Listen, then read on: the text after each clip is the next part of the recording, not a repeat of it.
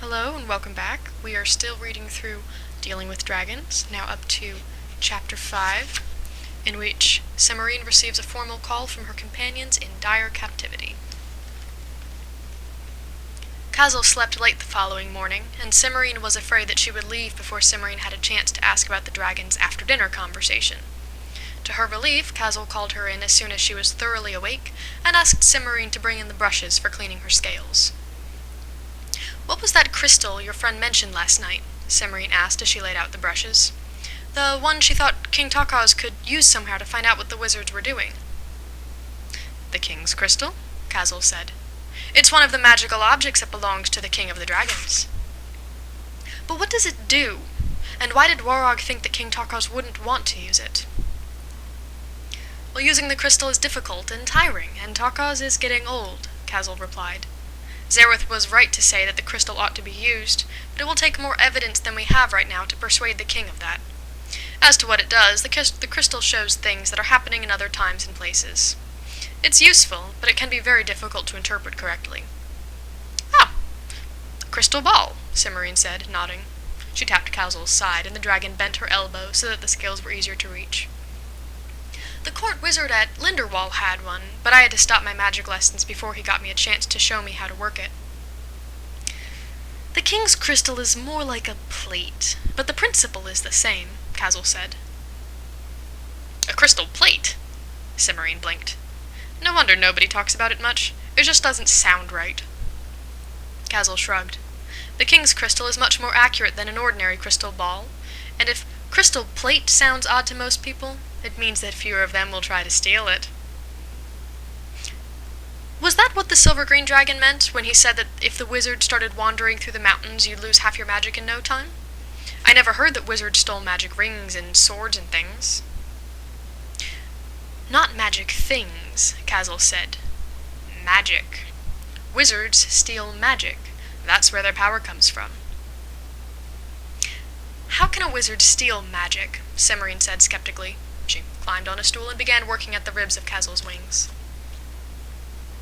"Wizard staffs absorb magic from whatever happens to be nearby," Kazal said, stretching out her left wings so Cimorene could get at the base.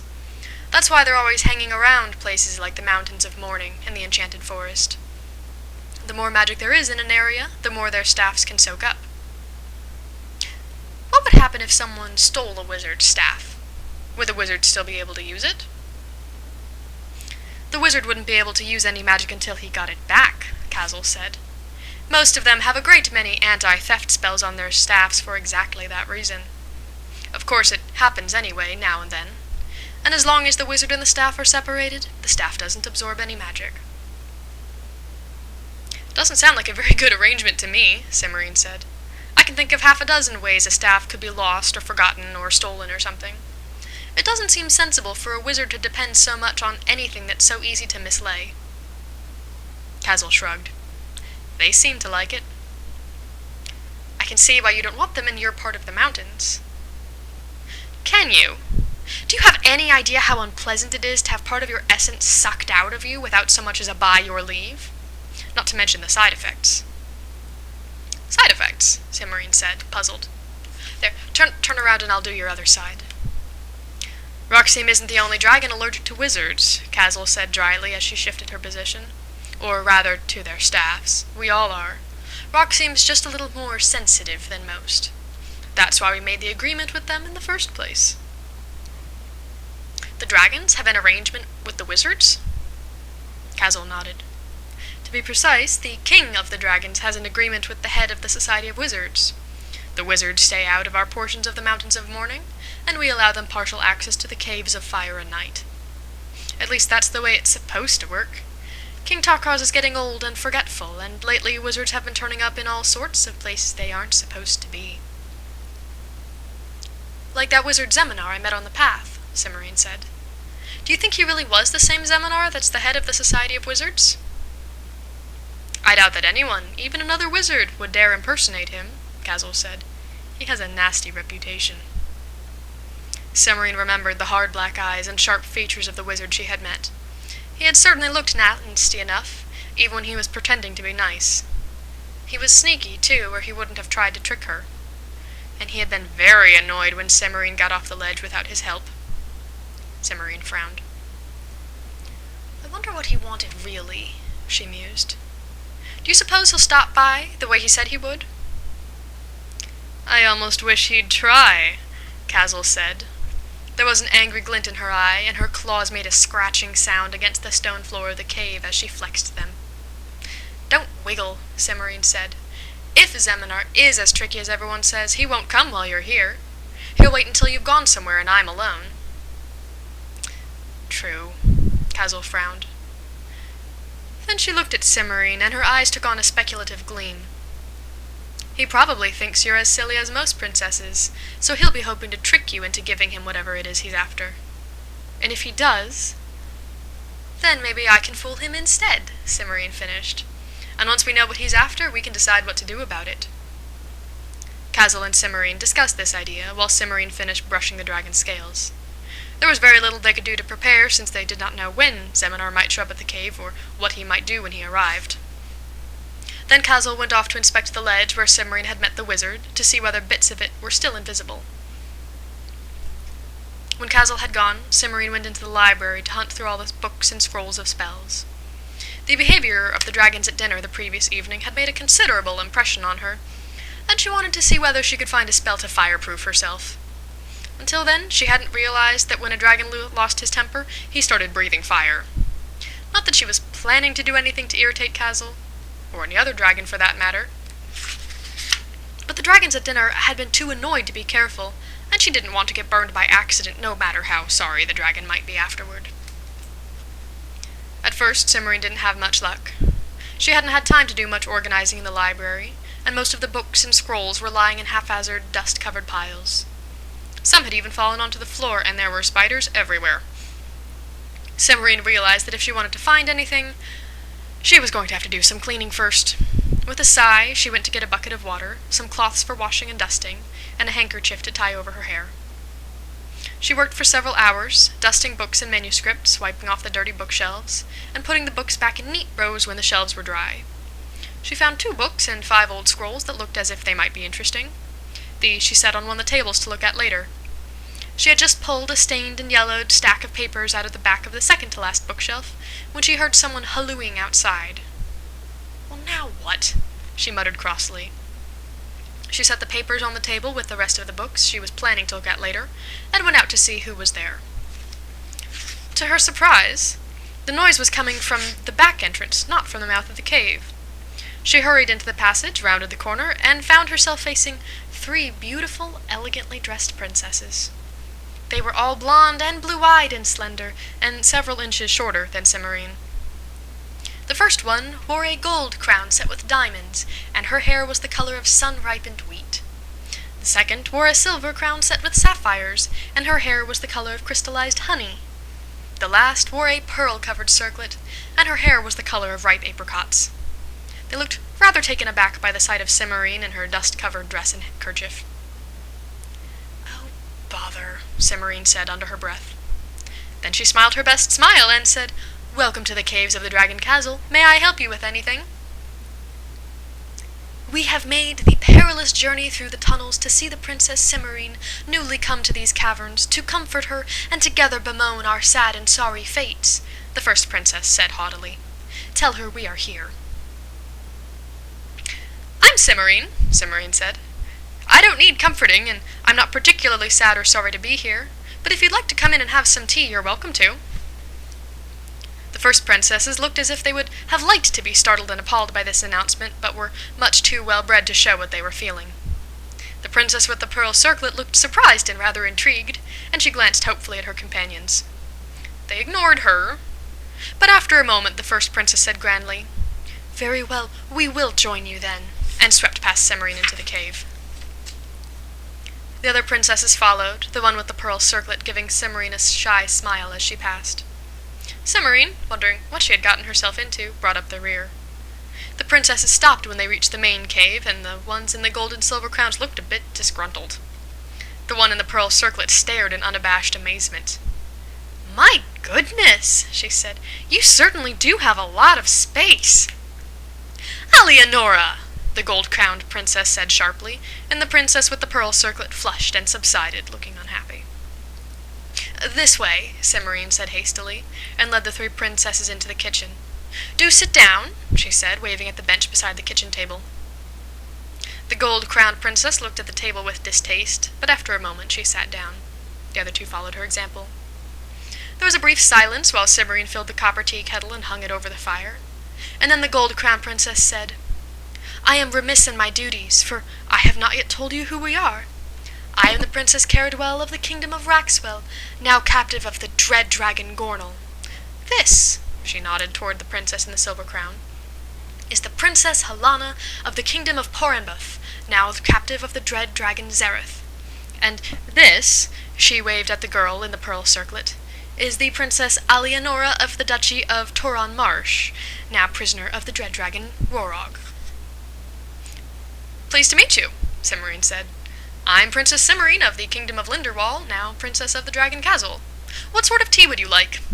I have blackberry, ginger, chamomile, and gunpowder green. I'm afraid I used the last of the Lapsang Souchong this morning." "Blackberry, please," Caradwell said. She gave Cimorene a considering look. "You seem to be most philosophic about your fate." "Would that I had so valiant a spirit," Helena said in failing accents. "But my sensibility is too great, I fear, for me to follow your example." "If you don't like being a dragon's princess, why don't you escape?" Cimorene asked, remembering that Castle had said that 3 princesses in a row had run away from the yellow-green dragon, Morans. Caradwell and Helena looked shocked. "Without being rescued?" Helena faltered. "Walk all that way with dragons and trolls and goodness knows what else hiding in the rocks ready to eat me? Oh, I couldn't." "It isn't done," Caradwell said coldly, "and I notice that you haven't tried it." "Oh, but I'm enjoying being Castle's princess," Cimorene said cheerfully. "I suppose I might have been upset if I'd been carried off the way you were, but I can hardly complain as it is, can I?" Alianora leaned forward. "Then you really did volunteer to be Castle's princess?" Caradwell and Helena turned and stared at their companion. "Where did you get that ridiculous idea, Alianora?" Helena said. "Rorog said," Alianora faltered. "You must have misunderstood," Caradwell said severely. "No one volunteers to be a dragon's princess. It isn't done." "Actually, Alianora's quite right," Cimorene said as she set the teacups in front of her visitors. "I did volunteer." She smiled sweetly at the thunderstruck expressions on the faces of the first 2 princesses. "I got tired of embroidery and etiquette." Caradwell and Helena seemed unsure of how to take this announcement, so they made polite conversation about the tea and asked Cimorene questions about the current fashions. Alianora didn't say very much, and the few times she tried, either Caradwell or Helena jumped on her. Cimorene felt rather sorry for Alianora. The princesses swept off at last, still somewhat puzzled by Cimorene's attitude. Cimorene gave a sigh of relief and set about cleaning up the kitchen. She was just rinsing the last of the cups when she heard someone hesitantly clearing her throat behind her. Cimorene turned and saw Alianora standing timidly in the doorway. "Well, hello again," Cimorene said. "Did you forget something?" "Not exactly," Alianora said. "I mean, I told Caradwell I did, but actually I just wanted to get away from them for a while. I hope you don't mind." "I don't mind at all as long as you don't expect more hospitality," Cimorene assured her. "I have to get back to work on the library." "What are you doing?" Alianora asked. She seemed really interested, so Cimorene explained about the fireproofing spell. "Oh, that sounds like a wonderful idea," Alianora said when Cimorene finished. "The dragons are careful around us, but it would be nice not to have to depend on them not to lose their tempers." She hesitated. "May I help?" "I don't think Castle would mind," Cimorene said. "But you'd better change clothes first. The library isn't very clean, I'm afraid." Alianora looked down at her silk gown, which was embroidered heavily with silver and pearls, and giggled. Cimorene took her into the bedroom and found a plain, serviceable cleaning dress in the magic wardrobe. It took 2 tries before the wardrobe figured out that she wanted a dress for someone else, but once it caught on, it provided a splendid selection Alianora's size. Then they went to the library and got to work. Cleaning was much more enjoyable with Alianora for company. By the time they finished dusting and straightening the last bookcases, the two girls were fast friends, and Alienora was comfortable enough to ask Cimorene straight out how it was that she had come to volunteer for a dragon. It's a long story, Cimorene said, but Alienora insisted on hearing it. So Cimorene told her, and then asked how Alienora happened to be carried off by Warog. To her surprise, Alienora flushed. "I think it was the only thing that they could think of," she said, not very clearly. "My family, I mean." "I don't understand," Cimorene said. It's because I'm not a very satisfactory princess," Alienora said. "I tried, I really did, but it started when the wicked fairy came to my christening." "She put a curse on you?" "No! She ate cake and ice cream until she nearly burst and danced with my Uncle Arthur until 2 a.m, and she had a wonderful time. So she went home without cursing me, and Aunt Ermintrude says that that's where the whole problem started." "Lots of princesses don't have christening curses," said Cimorene. "Not if a wicked fairy came to the christening," Alienora said positively. "And that was only the beginning. When I was turned 16, Aunt Ermintrude sent me a gold spinning wheel for my birthday, and I sat down and spun. I didn't prick my finger or anything." Cimorene was beginning to see what Alienora was getting at. "Well, if you didn't have a christening curse..." "So Aunt Ermintrude told Mama to put me in a spinning wheel into a room full of straw and have me spin it all into gold," Alienora went on. "And I tried, but all I could manage was linen thread, and who ever heard of a princess who can spin straw into linen thread?"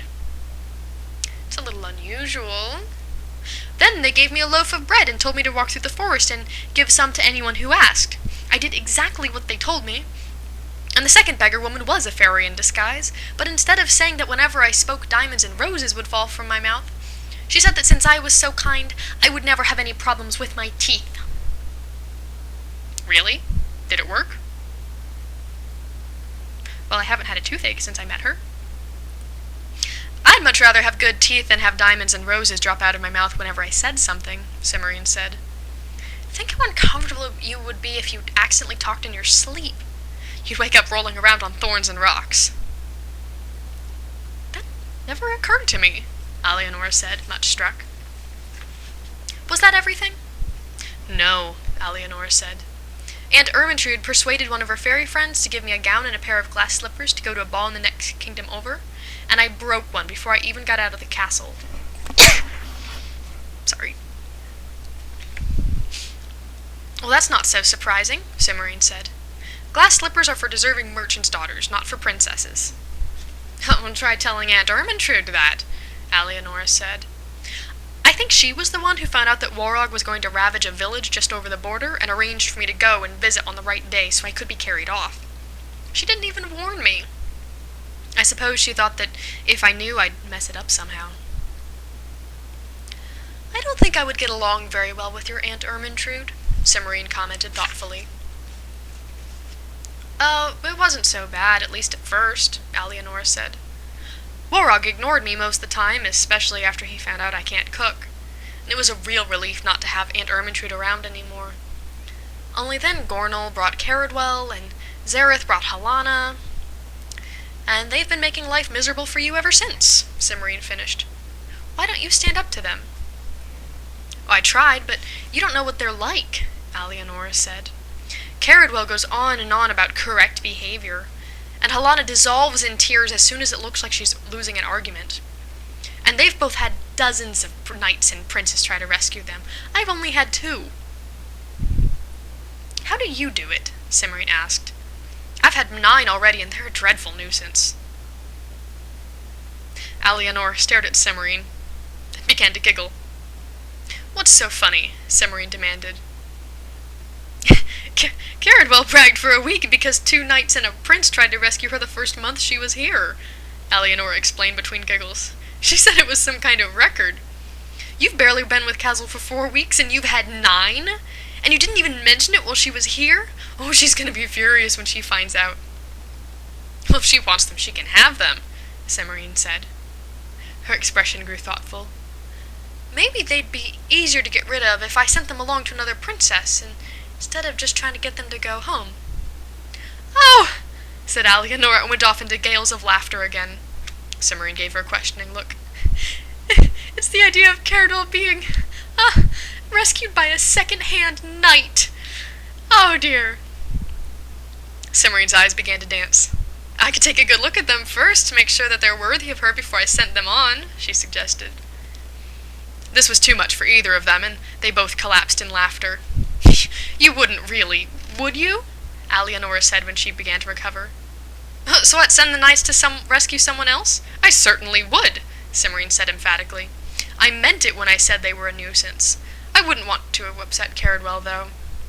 I'll have to think about the best way of handling it. It's a good thing there probably won't be any more of them for a few weeks. I should have plenty of time to figure something out. How do you know that? Alianora asked, and Cimorene explained about the sign and Thranduil and her sprained ankle. Alianora was impressed and promised to help if she could. I'll tell Helena that you've twisted your ankle. I know she'll tell the next knight who comes to rescue her, and then it won't matter if your Prince Thranduil doesn't tell anybody. This settled, the two girls sat down and began looking through the books and scrolls Cimorene had piled on the table. Alianora, having been brought up as a proper princess despite the tiny size of her country, did not read Latin, so Cimorene had to examine those scrolls herself. There was a sizable stack of books left, however, and Alianora waded into them with a will. It was Cimorene, however, who finally found the spell that they were looking for. I think this is it, she said, looking up from an ancient crumpled scroll. Being a spell for the resisting of heat and flames of all kinds, in particular those which are the product of magical beasts, she read. Yes, there's a list, and it includes dragons. I would think dragons would be at the top, Alianora said. Is it difficult? Oh, it doesn't look hard, Cimorene said, studying the page. Some of the ingredients are pretty rare, but it says you only need them for the initial casting. After that, you can reactivate the spell just by throwing a pinch of dried feverfew in the air and reciting a couplet. That's not bad, Alianora said. She came around the table and peered over Cimorene's shoulder at the faded ink. Is it Latin? No, it's just an ornate style of writing, Cimorene assured her. It's not hard to read once you get the hang of it. See, there's the couplet. Power of water, wind, and earth, turn the fire back to its birth. It's a variation on a dragon spell, Cimorene added thoughtfully. How do you know that? The court wizard at home mentioned it when he was teaching me magic, Cimorene replied, studying the directions. Then maybe it really will work on dragonfire. Can we get all the ingredients for the initial casting? Well, I think so, but it'll take a while, Cimorene said. I don't have any wolfsbane, and I'm not at all sure about unicorn water. Come on, let's check and see what we need to get. They took the scroll into the kitchen and began hunting through the shelves and supplies. They found more of the ingredients than Cimorene had expected, and she began to wonder whether one of Cazel's previous princesses might have studied magic. They did not, however, find any wolfsbane or unicorn water, nor were they able to locate any white eagle feathers. Alianora discovered a very cobwebby jar labeled powdered hen's teeth, but it was quite empty. Cimorene made a list of the ingredients they still needed, while Alianora changed back into a pearl-embroidered dress. Alianora took a copy of the list and went back to her quarters, much excited, to see whether she happened to have anything useful in the dusty, disused corners of her dragon's kitchen. Cimorene doubted that she would find anything, but there was no harm in letting her look. As soon as Alianora left, Cimorene tidied up the kitchen and put all but 2 of the books back on the shelves in the library. One was the scroll of spells in which she had found the fireproofing spell, because she wanted to take a more careful look at some of the other charms and enchantments it described. The other book was a fat volume bound in worn leather, with the words Historia Dracorum in cracked and faded gold leaf on the cover. Cimorene had decided it was time she really got to work on her Latin.